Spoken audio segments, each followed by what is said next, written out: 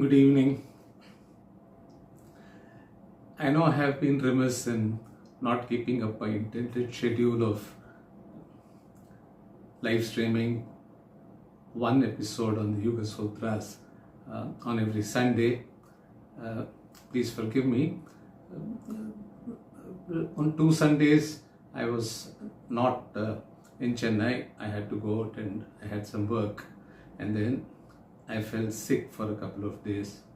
And I got a little out of depth in taking on another series at the same time on Saraswati Rahasya Upanishad. I got in way beyond my depth and I was really struggling to even put out 2 videos. It took me several days. So the project is not on hold, but I'm now revising my schedule to see how I can do both. I'm going to focus only on Yoga Sutras every Sunday, and during the week I will be doing Saraswati Rahasya Upanishad.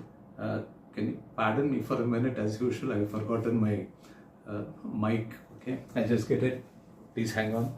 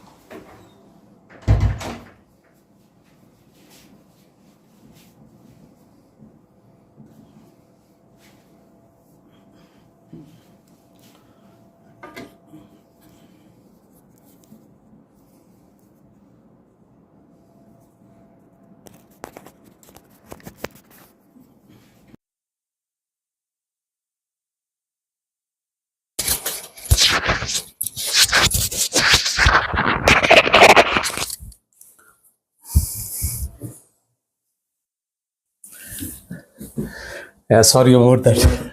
I keep forgetting it, but this audience of mine I know is very limited and will easily forgive me, I hope, because I think people who are watching are more interested in the subject rather than the uh, quality of the broadcast or some errors like this. Thank you very much. So I was saying, I apologize for this lapse.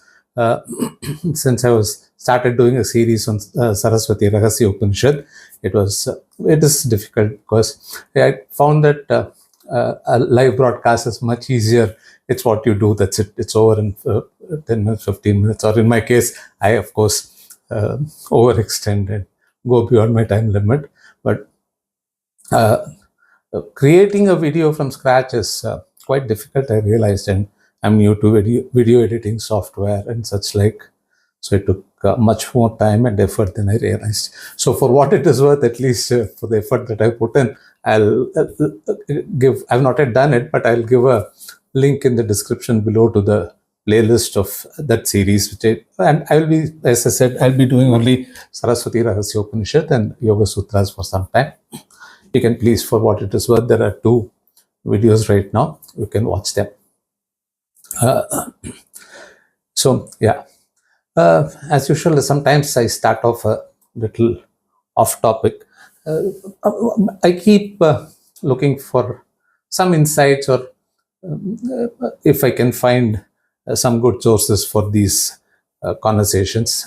So I usually just search in YouTube on various aspects. I find interesting videos discussing theism and free will and determinism.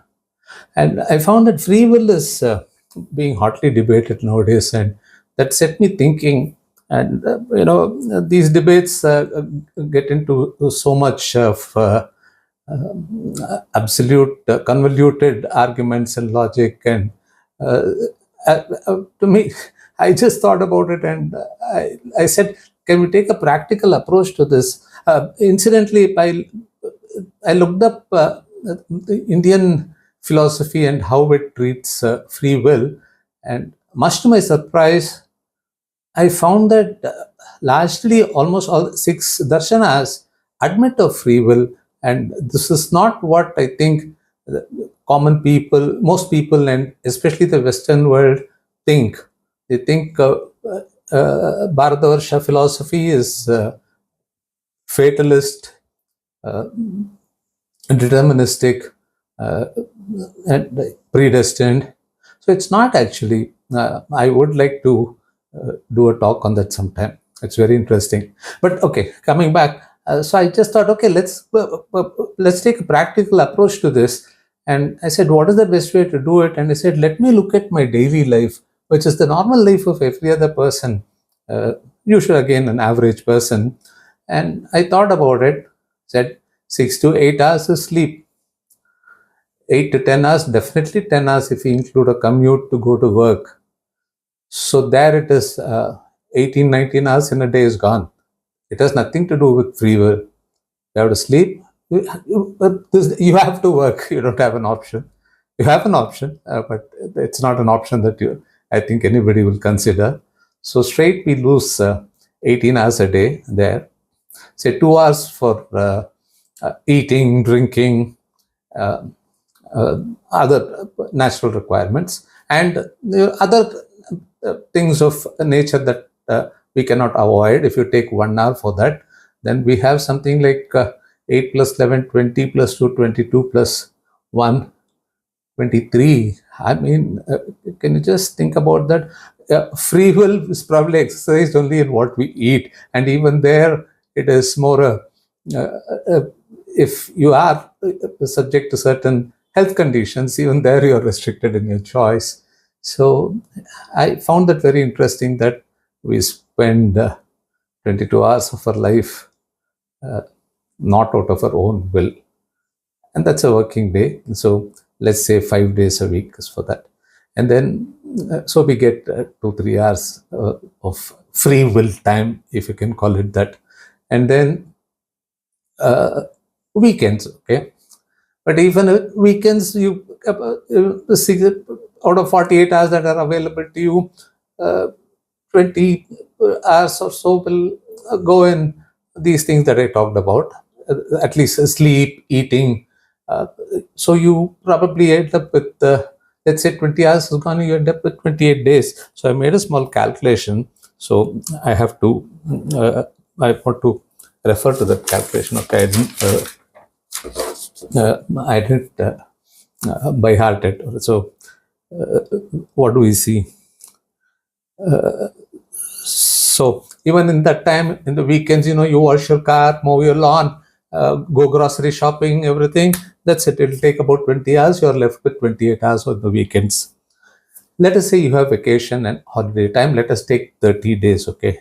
So, and let us say that, and only 14 hours is spent in a day in all this sleeping, eating, etc., etc. So that's vacation.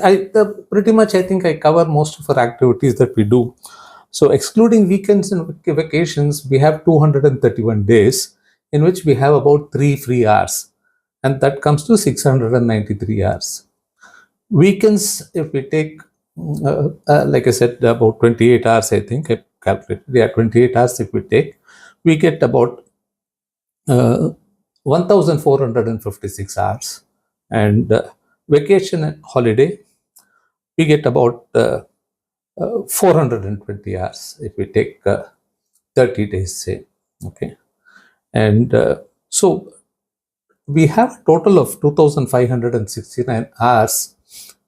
That is 30% of the 8,760 hours in a year. And that's 30% of the time. So in our lifetime, we spend about 70% with no free will. And we only have 30% in which we can do something by choice. It was a revelation to me. And please think about it, and please leave comments. I'm really interested in knowing what your thoughts are in this. I spent a little time on this because now, as usual, Namaskaram, Namaste. My name is Ramakrishnan. I'm from Chennai, Tamil Nadu, India.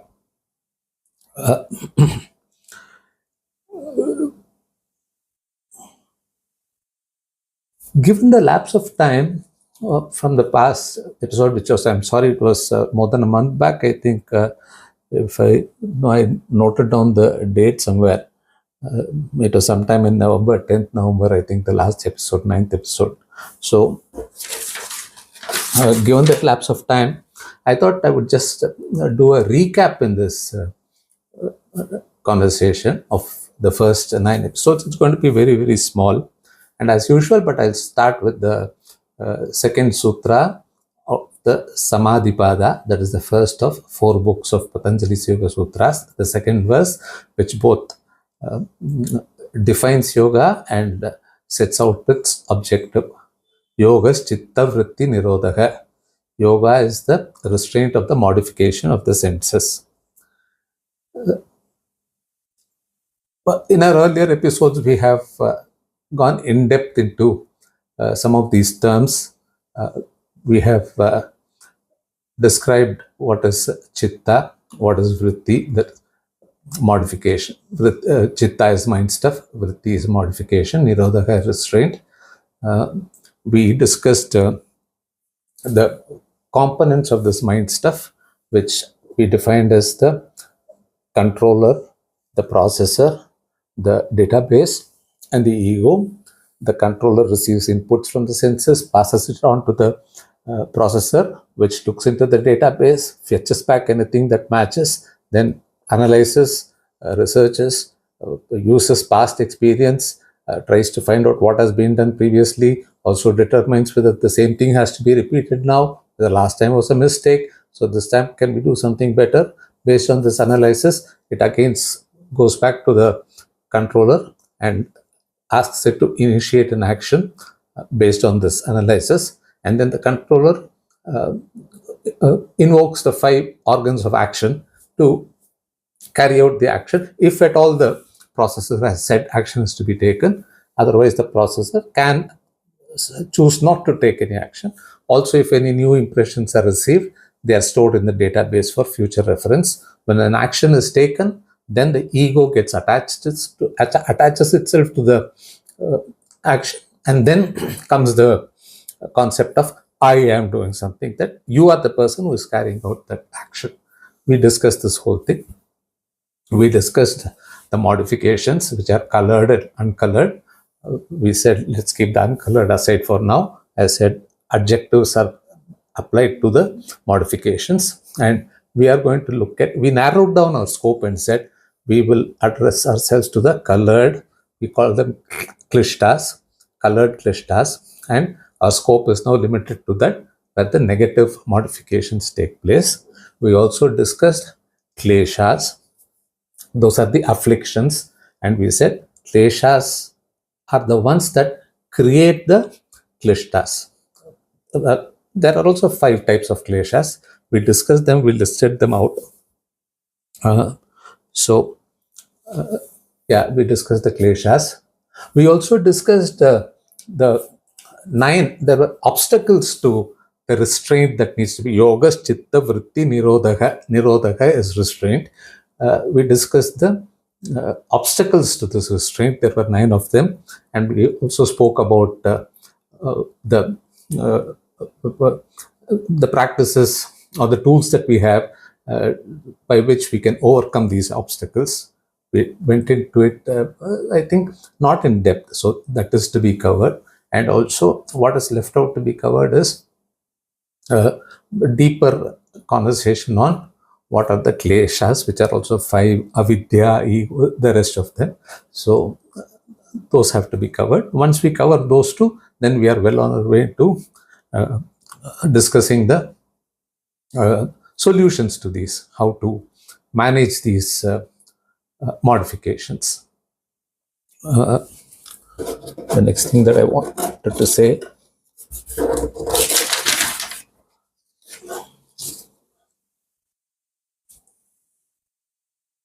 So we saw that how logically this whole thing comes together. Patanjali first discovered that the human mind is being troubled, and he went into the reasons for this trouble, and he discovered the cycle of the controller, the processor, the database, and the ego. And after analyzing the whole thing, he saw that the perturbances to the mind occur because of modifications happening inside this system.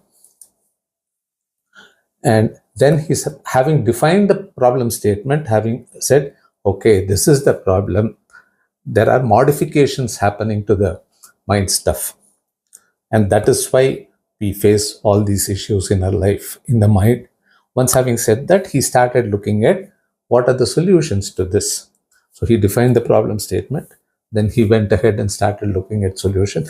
Now, after defining the problem statements, he did a root cause analysis and found the 9 obstacles and the 5 kleshas, the afflictions. And he said, these are the ones that are creating the problem. And having done that, he then started looking at what are the solutions that can be applied to these. And that is where we stand now. After discussing in probably the next episode itself a little bit about the obstacles and the afflictions, the kleshas, we will move on to the solutions that Patanjali has practiced and prescribed. With that, namaste, namaskaram, greetings. I hope you found something interesting to take away from this. As usual, the link to the playlist containing the previous episodes are in the description below, and please do watch them. If you like this video, please like it, share it, and press the bell button and subscribe for notifications that come up. Also, please do watch the Saraswati Rahasya Upanishad that I have just started. I find it interesting. I hope you also will find it interesting.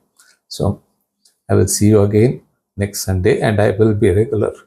Thank you so much. Thank you so much.